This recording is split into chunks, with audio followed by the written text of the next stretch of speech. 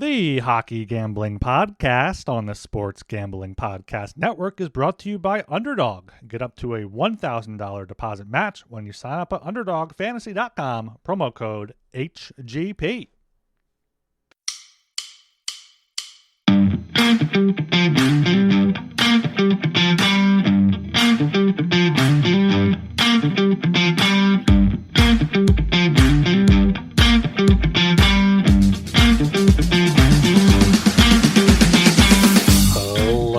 And welcome to the Hockey Gambling Podcast on the Sports Gambling Podcast Network. I am your host, Ryan Gilbert. Joining me, as usual, is my co-host, Joel Meyer. How are we doing today, Joel? Doing all right. You'd think it'd be a little bit more laid back after the Stanley Cup and whatnot, but no, we've had a very busy week since the Panthers won their second in a row. Still sports going on. We got CFL entering their fourth week. I have that on the screen right now with the Bombers and the Elks. And yeah, we've got to go back to Sunday though, which was, one of the best days of the year so far for me. It was, everything went my way. Could start with the golf, of course, with Tommy Fleetwood, the Leafs of the golf world. Still has not won on the PGA Tour, despite having 41 top 10s. I think he had 42 now, if you count this one, without a win. That was the plan. We're going to fade Fleetwood. And I only really liked one guy on Sunday, and that was Keegan Bradley. And I almost gave up on it because Fleetwood was in control. He looked to be recovering from his early few holes where he showed the typical Fleetwood nerves, flaccid wood, as we like to call him. And yeah, so 15, 16, I'm like, oh fuck, he's gonna finally do it. But no, he ended up struggling, and he had a one-shot lead going into the 18th, and he three-putted, and Keegan just dialed in a beautiful approach shot, and he was not flaccid. He buried that thing, which helped. The Fleetwood's bogey putt actually taught him the line, and yeah, probably just kill him. So that was nice. LSU baseball, we had the World Series. That was the most baseball I've ever watched in my life across Saturday and Sunday. Bet a lot there, both straight up and some Wimbledon stuff for Djokovic and Rybakina in particular. So that was nice. The Thunder, of course, finally getting the job done. That was pretty tight with Halliburton just draining threes. I'm like, oh shit, here we go again. But then he ended up tearing his Achilles, which is always the danger of playing as hurt as he was. So that sucks the Pacers, not only for losing the title, but for their season, the next season, because he's going to miss the whole year. So sucks for the Pacers, but good for us. Thunder win the whole thing. So yeah, Sunday was an absolute treat. Yeah, I watched. I saw you guys talking about it in the group chat about how Fleetwood is always Tommy Tumble or whatever you called him, like how he just always goes. Tommy Tumble, I haven't heard that one. It was something like that. I don't know. Tommy Tumble. I guess. Well, Flaccid Wood. That was it. That was Sorry, trying to keep it more family friendly, I guess. But Flaccid Wood, yeah. And I saw an interview with him after he lost it. He was just breaking down, and I mean, credit to him for talking with people and whatnot, but had to be tough there. And then, yeah, Game 7, NBA Finals. I saw a video on the hockey subreddit. So, of course, there was people being like, please like my sport, like comparing how the team celebrated at the end of the game. The Thunder didn't celebrate at all. And I'm like, I feel like as very much an outsider of basketball here, this NBA Finals will be viewed as remembered as the Pacers run. It's not the Thunder getting it done. The Pacers are the team that will be focused on and remembered. Which, no doubt. Yeah, because Thunder dominated all season long. They were minus 700 going into the series, and had to come back. I mean, so credit to them for coming back. But people are going to remember, the Pacers run through the Eastern Conference. Halliburton, Alabama, there, just all that good stuff. Former Sixers process legend TJ McConnell coming up big for the Pacers. But yeah, I mean, the hockey celebration just unmatched. Yeah, the Pacers, buzzer beaters and all that, they were definitely the story of the playoffs. There was, other than maybe Nuggets, Clippers, that one game where Aaron Gordon dunked at the last second. I think the Pacers had all the best games in the playoffs. And I mean, fucking Brad Marchand's probably still drunk. Like the Panthers will still have. That fucking celebration. There's Marchand just tagging all the teams, thanking them, and pulling whoever out. But also, right. I'm not sure if you saw. I kind of like how Sergei Bobrovsky. You know, he had his long hair. He shaved it. He's like, all right, you know, I'm resetting for the next season. And I forget what religion or philosophy or whatever like he follows, but like he does that. He's like, all right, he's resetting for it. And credit to him. Credit to Bob there. Yeah, I didn't even recognize him there. Who the hell is that guy? Yeah. I wonder if Panarin had a similar thing, but I don't think he grew it out too far there. But so hockey over, basketball over. Still got baseball going on, and we got NASCAR's in-season tournament. We're running a free contest. Head over to sportsgamblingpodcast.com/NASCAR contest for your chance to win a $200 gift card, and make sure to subscribe to the NASCAR Gambling Podcast. Speaking of those giveaways, the two winners that were tied, they both got a jersey, I believe. So hopefully they got back to the bosses. We're able to get that shipped out. Maybe we'll see them. Tag us on Twitter at HockeySGPN, and we'll give you a shout there on one of our next shows once that arrives there. There has been a ton of hockey stuff too. Not just golf, not just CFL, not just basketball. A ton of hockey moves over the past week plus here. Got in the title, the Trevor Zegras, JJ Peterka trades. You got Evander Kane going to the Canucks there. Coming home. Let's start with that one, I guess, because it seemed like the Oilers they wanted to get rid of Kane. How does that fit with what the Canucks are doing? Who I now saw extended Garland for I think 6 more years at like $6 million. Like, where's the money for Quinn? Does Quinn even want to re-sign at this point? I mean, I guess I get the Operation re-sign Hughes, and you need to have a competitive team to do that. But Evander Kane just barely helping you to scrape into the playoffs. Is that really going to convince him to stick around and believe in the long-term vision of the Canucks? I said on last week's episode, my vision for the Canucks is just to tear it down. But that's with the belief that Quinn Hughes won't stay, and it's for reasons like this. This doesn't make any sense to me. It just screams of desperation. Clearly, they wanted to get they were in on Peterka a little bit. They also wanted Matt Duchene, but he resigned with the Stars. And now they just figured, okay, we have limited assets. We'll just trade a fourth and get Evander Kane. Maybe in a contract here, maybe he'll provide a spark. But the biggest concern is lack of character that he's shown. Maybe he's a little better now. He was a little more behaved in Edmonton, but no, in his press conference, he didn't really accept any culpability for his past transgressions. So that was also a concern. And yeah, Edmonton, they have a strong leadership core. They can absorb a guy like that. But the Canucks, after just experiencing the JT Miller, Elias Pettersson debacle, Quinn Hughes is still a young captain. There's not a strong leadership in Vancouver whatsoever. And a rookie head coach too. Adam Foote has never coached in the NHL before. So yeah, it's just it's going to be interesting. It's going to create a lot of content for the Canucks, no doubt. But yeah, I don't think it's a good move at all because Evander Kane is not going to lead this team to the promised land. And if it's just desperation. There's no other moves to be made. I guess that was the plan. They just get this guy for a year. It's low risk, I guess, in that sense, but it's high risk in the sense that they're not going to help Quinn Hughes decide to stay here with moves like this. So I'm entirely opposed from the Oilers. They're fucking ecstatic considering they just got off this deal. I thought that they would have to give up an asset to get rid of that contract, but nope, they don't have to pay at all for it. In fact, they get a fourth for it.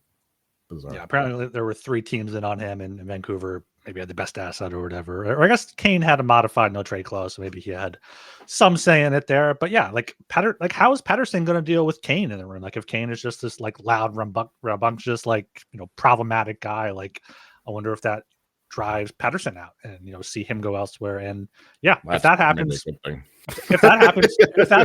trade Hughes too. And there's no operation keep Pettersson. No, I know. Maybe that's what they're trying to do. Like, all right, let's bring in Kane. Let's get someone else awful. Let's see if we can get Pettersson to ask for a trade. Yeah, I mean, the Canucks are going to be weird. I heard now they might extend Demko too. Like, you're going to have Demko making, I assume, more than Lankinen. He's at 4.5. You got extended. You got your Abbotsford Canucks or Seelovs with the Calder Cup playoff MVP. Good win by them there. The Butterfield Award, I think it's called. I think so. Yeah, that's their Conn Smythe. Yeah, Yeah, Shelov's incredible performance. He's like a tournament goalie though. Like he can't play in the regular season, but he plays well in the playoffs. He plays well for Latvia in their international tournaments. Now apparently he's an elite with the HL the playoff run that they had. So we'll see if he can do it on at least a backup basis. But no, I'm actually in favor of the Demko thing. It's just another question mark. There's going to be so many question marks about this team next year. I'm not very hopeful at all about the 2025-26 Canucks. But yeah, it's a very strong goaltending group they have now. If Demko is remotely healthy again. So yeah, Demko, Lankinen, and Shelovs if he doesn't get claimed on waivers, or I don't know if they carry 3 goalies, whatever. But yeah, that's one of the few positives, I guess, if it is even a positive. Yeah, I mean, that's a good goalie stable there. I mean, Demko, you never know if he's going to be healthy. He was someone that, the Flyers had some connections to because of the Tocchet thing. I was like, yeah, I'll take Demko for a year, see how he does. If he's healthy, it raises the ceiling, lowers the floor. If he's injured, him and Ersson there, which is exactly what they did with the Trevor Zegras trade. They gave away Ryan Poehling, who's on a contender team, a 4C, on a decent team. He can play 3C, and then a 2nd round pick and a 4th round pick for Trevor Zegras, who's 1 year left on his deal before becoming an RFA. Needed a change of scenery. Love this deal for the Flyers. I think it signals a lot more. Briere has been talking about, this isn't our move at center. We're going to go out and do something else too. So I'm not sure if Rick Tocchet can win Jack Adams again next year, but I will be looking at some, when those markets come out, Flyers make the playoffs. I try to find Jack Adams odds. I'm not sure if you have any for Tocchet there, but in a week, 20s. Yeah, in a weak Metropolitan Division, like, what are the Rangers going to do? The Penguins are unloading everything. What are the Islanders doing? Trading Dobson potentially? Like, what are they doing? Like, the Metropolitan is just wide open. Exactly. Yeah, we could talk about Jack Adams at a future date, but I do need to have some exposure out there because there's a lot of room for those non-playoff teams to make leaps and bounds up there in the East, especially in the Metro, where I do not see more than 3 teams making the playoffs out of that division. So yeah, Flyers definitely have an avenue. The Rangers suck again. Devils and Canes, I think, are fairly locks, but that 3rd spot, Capitals, massive PDO. We could see some aggression from them. I mean, they're not winning the division again. I'm almost certain of that. So yeah, there's some room there for Flyers or the Isles, for that matter, to take that 3rd spot. So yeah, Tocchet isn't the worst shot, even though he just won the award. He still has a lot of friends, of course, among the broadcasters. Yeah. So yeah, he won in a landslide a couple of years ago. So yeah, there's still a lot of support for him there. But yeah, from the Duck side, though, interesting moves there. Zegras, of course, does not seem like a Quenneville player, does not seem like a Verbeek player, even though he fits right in Anaheim, culturally speaking, like a rollerball hockey player, like just like hanging out in the sun, very 80s neon vibes.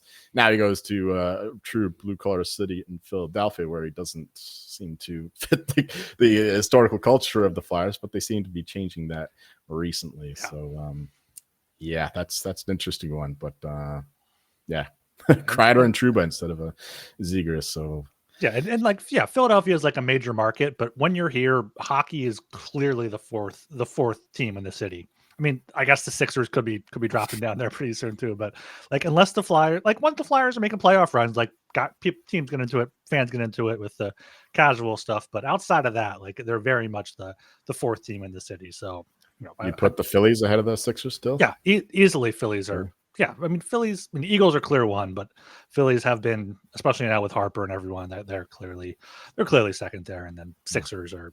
I don't know what they're doing there. Other trades that happened past week. Trust the process, right? Trust the process. We're in year 10 to 15 now of the process there. We got a Marchment from the Stars to the Kraken for a 3rd and 4th round pick. I like that for the Kraken. Get a big winger. Can fill in there. Kraken also got Freddie Gaudreau from the Wild for a 4th round pick. So looks like they're adding some veteran presences there. Just a bunch of mid. Yeah, and then the big trade last night that a lot of people were shocked by, JJ Peterka going from the Sabres to Utah. Before the return was announced, people were like, oh, is this going to be for the 4th overall pick? And no, it was for defenseman Michael Kessering and Josh Doan, officially cutting all ties with the Arizona Coyotes. Doan's gone. They're the Mammoth now. It's just a completely new franchise there. A lot of the discourse around that was it was a steal for Utah. Peterka then signed to what, 5-year at $7 million, or opposite? 6 times 7, I think. 6 times 7 there, wrong. and yep. 7.7 there. And Peterka had a good year last year. He had a high shooting percentage. We'll see if he can keep it up. But I feel like he fits right in on Utah. Utah getting a winger there. Any player that leaves Buffalo seems to take a step forward. So Kesselring, I guess, is better than I initially thought. A big right shot defenseman who can move the puck. But Sabres, who knows what's going on in Buffalo? It's every offseason, it just seems like they have to do something. But Utah, I mean, they're making moves. Right. It's easy to take shots at the Sabres given the track record of trades gone by. So any deal they make is going to be, Sabres, they suck. Here goes another bad deal for Kevin Adams and co. But it's not the worst. Like Michael Kesselring, as you said, he's been a solid performer. He stepped up big time when Sergachev and Marino went down for the old Coyotes, and Kesselring was able to step in, do a good job. But no, it's I'm a big believer in JJ Peterka. I was already high on the Mammoth. I'm going in. No more hockey club, no more Coyotes. We're all in on the Mammoth now. We can stop mixing up names. Do you like the Mammoth as a name? I don't care. You're fine with it. You don't dislike it, which is a win for Joel. Exactly. Yeah. I don't hate it. Yeah. I was already high on them now. I think they're gonna do great things this year, at least in the regular season. And adding a German just adds to my fandom. So yes, absolutely love the trajectory that Utah is going from. They have a ton of picks, and they got lucky again with the lottery, getting that 4th overall. They want to move it, but so does everyone else. Like, everybody wants to get better now, and except for the Penguins, of course. And so it's gonna be hard to move off that pick. So they probably just keep it. And that'll be another stud in the system. Yeah, I mean, Mammoth do have a lot of cap space still. They're rumored to potentially be on Marner or other big guys. I saw Ehlers is like pretty much going to market now. They said I saw that earlier today. Same thing with Marner, but Marner just seems like, I saw Vegas Golden Knights next team for Marner is -175. Like, that just seems crazy. But I guess unless Carolina swoops in, or he wants to go play in Anaheim or Utah, like Vegas just, they have to clear cap space somehow to get him. But I don't doubt anything Vegas has done. Like, they just seem every year to reload and come back at it. And I think you mentioned it. A Marner, Eichel, Dorofeyev line would be dynamite in Vegas. Absolutely, yeah. Dorofeyev, I think, could play on the left and put Marner on the right.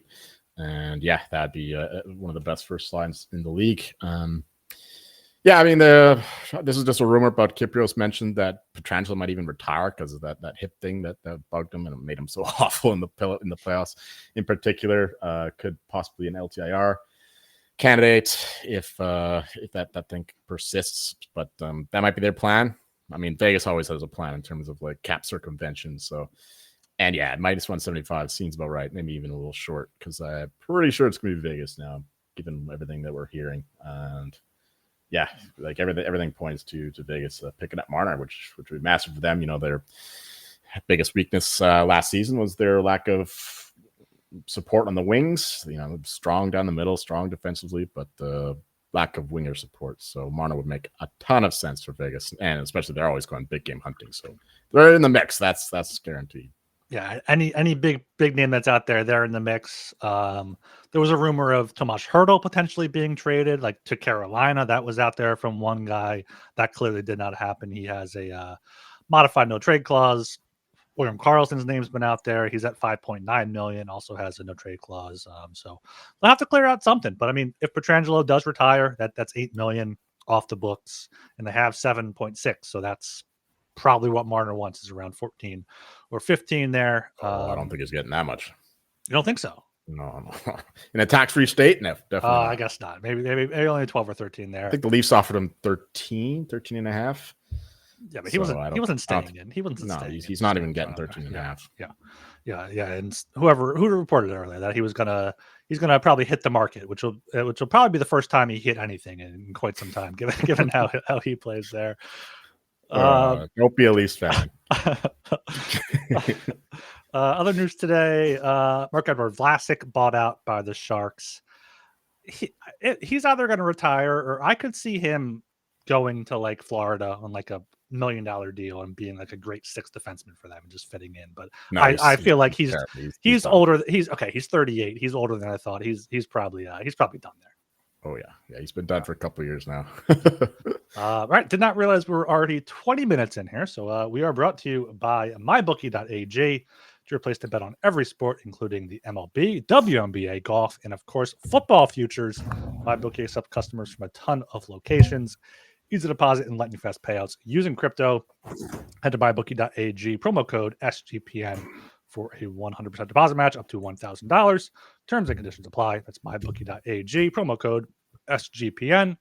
And of course, Circa Resort and Casino in Las Vegas is giving away the ultimate fantasy football experience for a 12-person league to draft in Vegas and be treated like VIPs for their stay. You get a limo ride, 5K tab, a stadium swim, and a hotel stay for the entire 12-person league. You can always get 15% off at all the Circa properties with promo code SGP15. Last chance to enter the Circa Ultimate Fantasy Football giveaway till the end of the month here. sportsgamblingpodcast.com/Circa.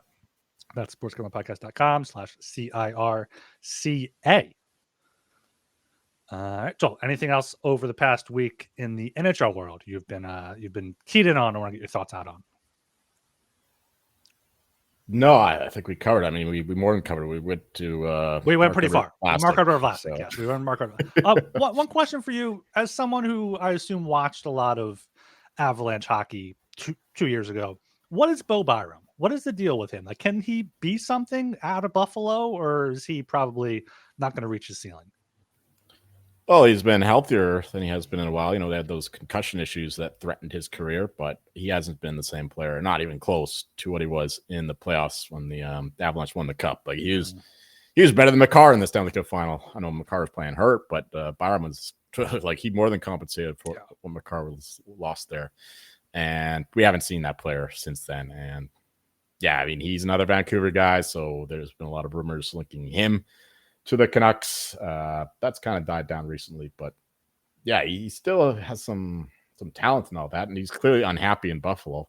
So maybe if he gets to a better location, he can rediscover that form that he found in Denver in 22.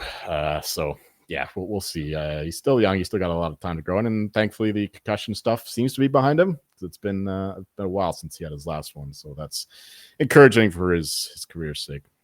Yeah, played all 82 games last year, 22 minutes, 42 seconds a night. So, yeah, he played big minutes there for Buffalo. All right, we are, 21 hours away now from the NHL Draft. Plenty of movement, plenty of rumors in recent weeks, recent days even. Let me pull up the odds here at MyBookie. But what are some of the things you're keying in on here ahead of the draft night? Well, first of all, we're not going to just list off a ton of bets, a lot of actionable stuff, because these markets are moving all the time. Well, not so much in the last couple of days. It's been pretty static as we await Corey Prummann's his last mock, which will probably be released early Friday morning, just like he did last year. And yeah, so things are pretty static. The big question, of course, is who's going second, who's going third. There was a massive move towards Anton Frundell to go second. Misa was north of minus 1,000 at one point, but there's been a lot of noise around Frundell going to the Sharks. Apparently, Mike Greer seems to value that kind of player, and he needs to get a little bit more defensively responsible players, considering their current composition of young guys. And Celebrini is a great two-way player, but he's on the smaller end, and Frundell is supposed to be like Sasha Barkov, Anze Kopitar kind of player who can slot in excellently and as a second C. So that's been the reason behind the move, in addition to little whispers, but we don't know if it's smoke or not. So that's why that number is pretty much settled down at around plus 140 to go second. I think that's pretty accurate. I'm hoping for chaos because we got Misa at some massive numbers to go third, even fourth, and Frundell to go second. And so I'm hoping for chaos, but right now there's no move to be made. Here's the second point. Just wait for the Prummann's draft, his mock draft, and you'll see the market go crazy. So as soon as you see that, that's when you want to make your bets, because the market will be dictated.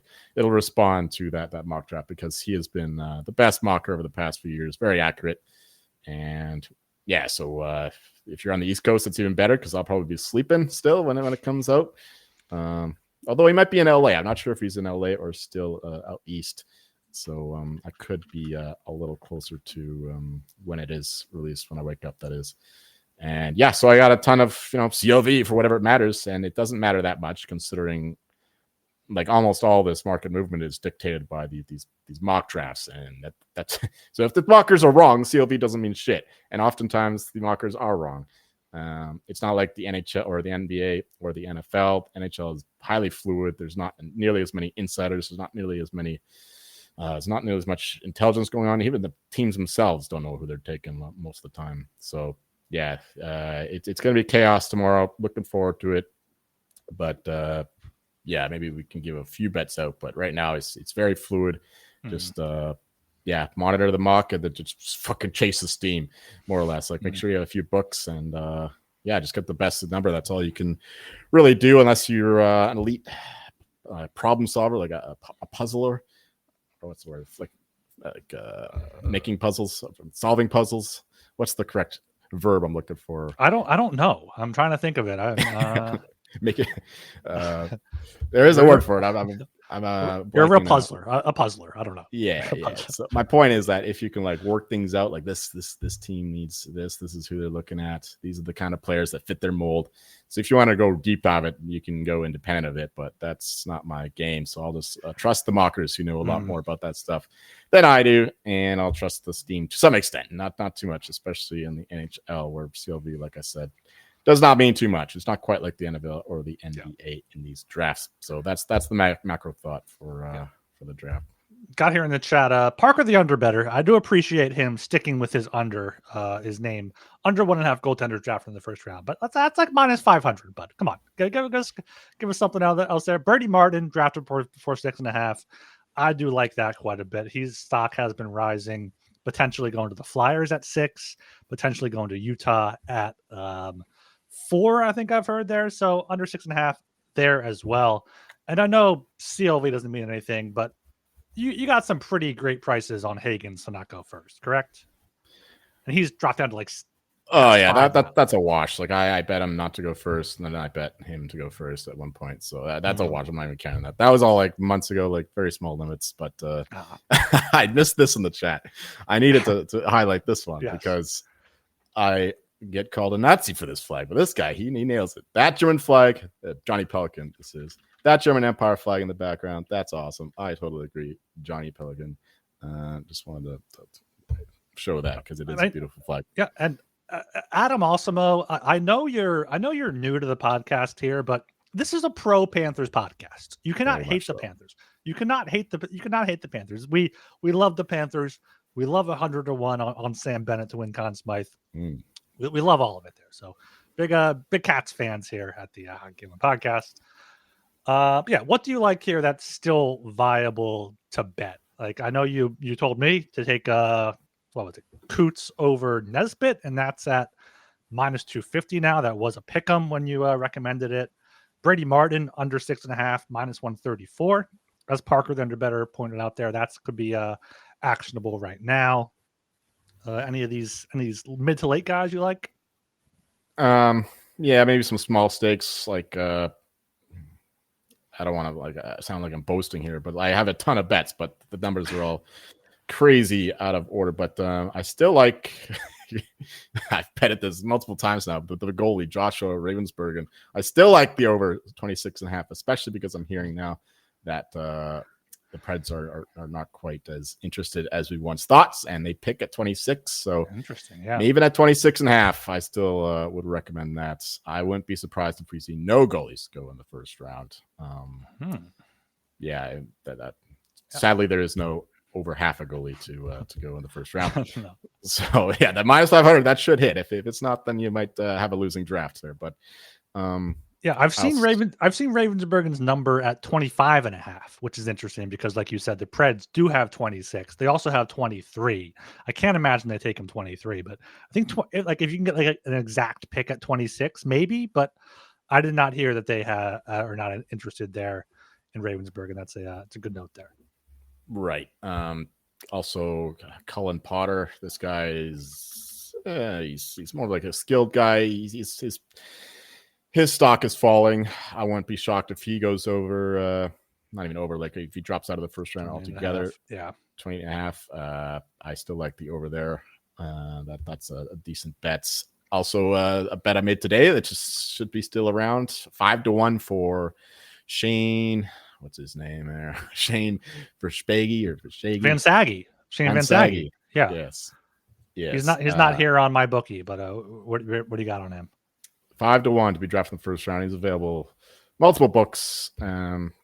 Still at that price, so that's a decent look there. I mean, we have Cam Robinson was saying he had him in the first round in his mock today, and he's like a Tom Wilson type, which is of course in high demand in today's NHL, where we're prioritizing skill, but then the big guys are actually the ones who are more desired, especially when we have a team like the Panthers winning 2 in a row, and I like that quite as well.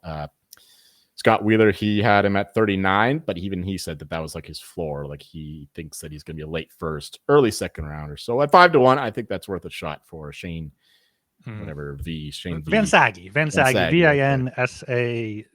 I believe. He has been mocked to the Flyers a few times. Yeah, I think he's from University of Michigan. He played at last year. Another guy I've seen go to the Flyers at 22, but I've seen him down into the second round is Daniil Prokhorov. The big Russian, 6'6". I've seen him compared to Valnius Shushkin. Not sure if he has the same recreational habits off the ice as well. But I heard Evgeny Kuznetsov is looking to return. I saw that. Speaking of, but yeah, Prokhorov over 26.5. I don't think he's going in the first round. Like the Flyers. What? Do you think he's going in the first round? I got him at 2-1, so he better. 2-1 is a solid bet, but at over 26.5, like I don't think the Flyers will take him at 22. Maybe if he's there at 31, they'll take him, but I've seen him down in the second round and mocks around there. And I don't know. I know Providence. I wouldn't take that or no, not at 26.5. I think he's late first. Yeah. So you take you take the over there. Yeah. Okay. So I wouldn't say that. I would skip it at this point. I think that's pretty much right. Yeah.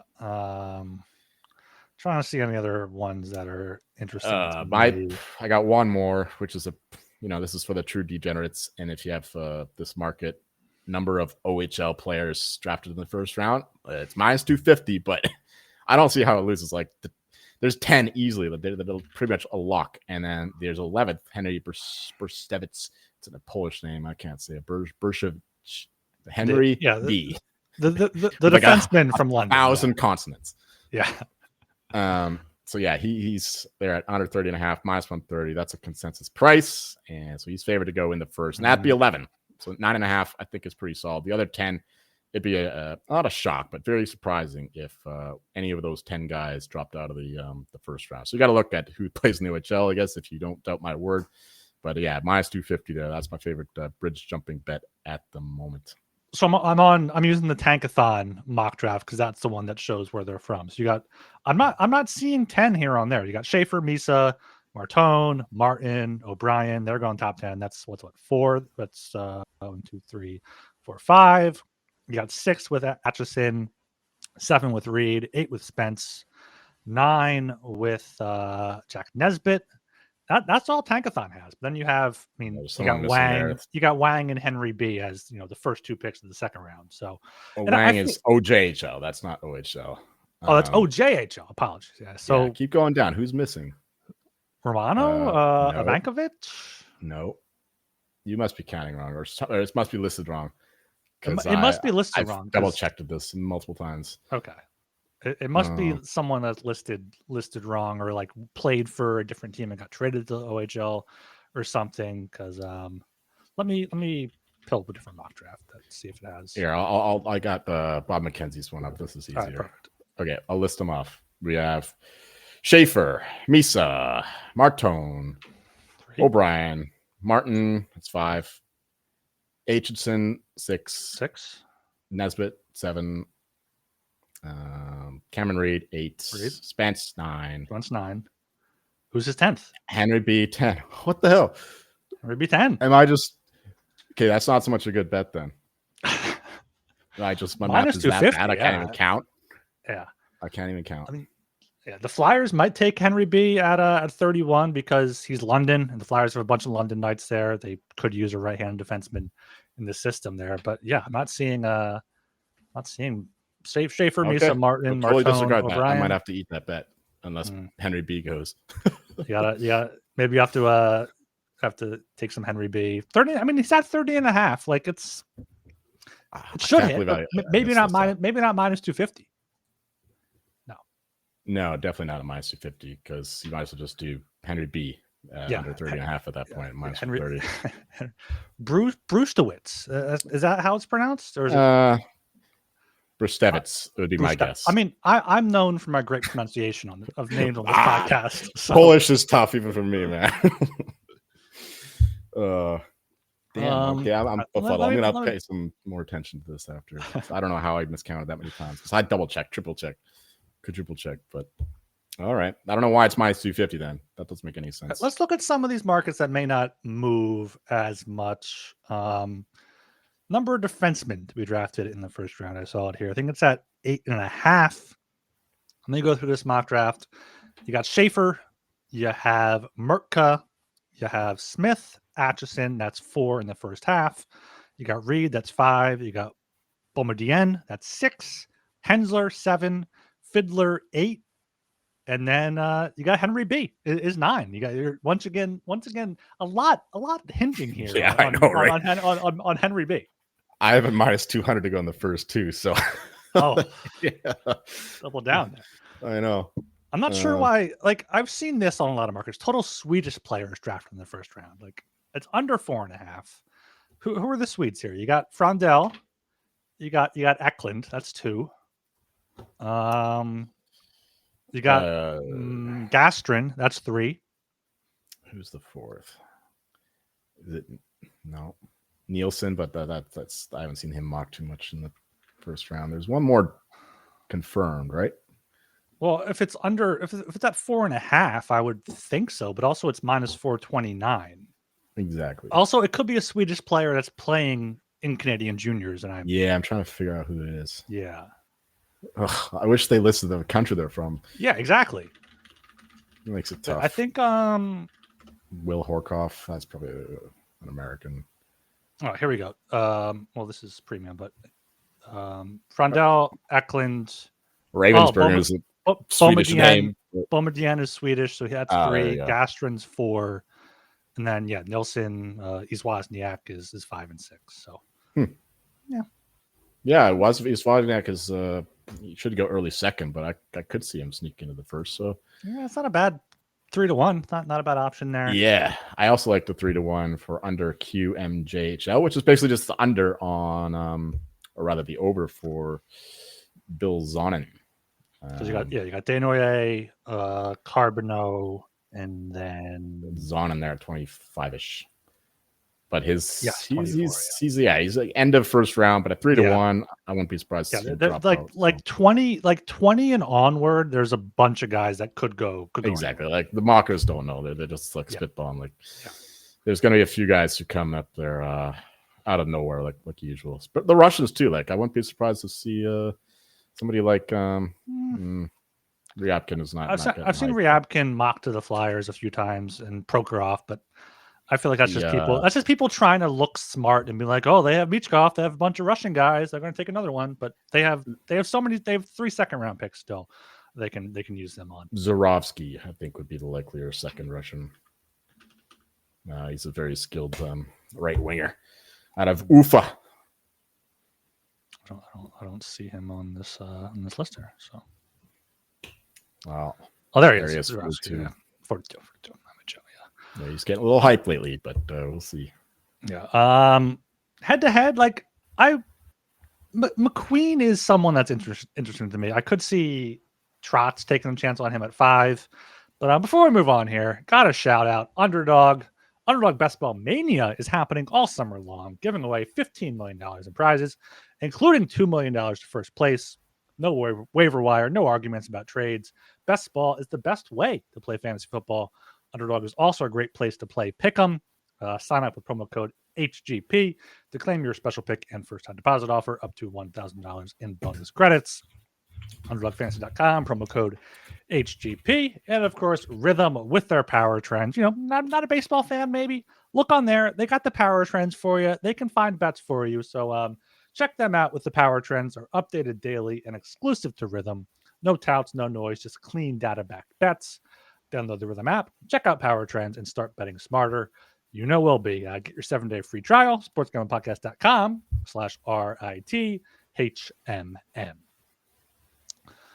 McQueen, I'm not sure if there's like a 5th overall option for McQueen. If there's 5th overall pick, McQueen plus 450, might take that. I feel like that's a very interesting market to look at, is 5th overall, because the top 4 seem to be pretty set with Schaefer, Misa, Frondell, and somehow Desnoyers has snuck his way in there.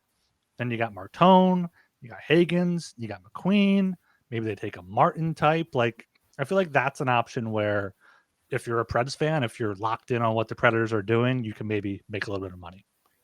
Yeah, Pronman was saying today that the Queen is the guy with the greatest range in the entire draft. He says he sees them as early as like in the Misa Frendel range, or you can see him like late teens. Like that's how wide of a range this guy has because of the elite upside, the size, the skill. Maybe someone questions his intelligence, but he's exactly the kind of player that's kind of center that teams are looking for, but he's also got the back issues, of course. So it's a bit of a risk. But yeah, it's hard to see him dropping out of the top 10. They're 9 and 10, like the Sabres and the Ducks, teams that have a lot of prospects already in the pipeline, I think would be willing to take a swing. So 9 or 10, I think, would be the floor for Roger McQueen. And even then, Pittsburgh now has back-to-back picks with the Rangers giving that up at 11 and 12. I think that's a swing that Dubas might be able to take. Could see him trade up from that. I think that's a possibility for the Pens. But yeah, Jake O'Brien is also like that matchup is funny because O'Brien is also a bit of a wild card. Yeah. Disruptor, if you will. And he's been mocked all over the place too, from like 4 to 9. So that's an interesting one. I certainly wouldn't lay minus 270. No, definitely not. Definitely not. Considering the volatility of both players. Mm-hmm. Yeah, let me see if there's any other interesting ones to look at here. Cole Rushton is the guy I've heard people would like the Flyers to take at 21, but should go in the teens. He's at 18.5. That's probably a good number for him. Potter, yeah, he could go anywhere there. Ravensburgen over Frolov, I like, but that was minus 175 a few days ago, and now it's minus 270. Kendall Reed, Henry Bay, Nesbitt, Smith, Higgins. Like Higgins over 5.5 almost seems like it's getting to be a lock at this point, just because he's fallen down so far. But I don't know. It could be a smokescreen maybe by Nashville or something. Right, and the Islanders apparently trying very hard to move up. So I think I'd acquire a trade for someone to grab them there at 5. Yeah, we'll see. This is another number that it gets away from you. But no, minus 222 I think would be too big of a price to pay, especially in this draft where there's so much still to be undecided. Yeah, like if a team in the top, like who has 3? If Chicago took Higgins, I wouldn't even be shocked. Like he was the consensus number. Well, yeah, sure, but he was a consensus number 1 going in. Like if a team in the top 5 gets him, it's like, all right, yeah, he's should be a top 6 center at the NHL level.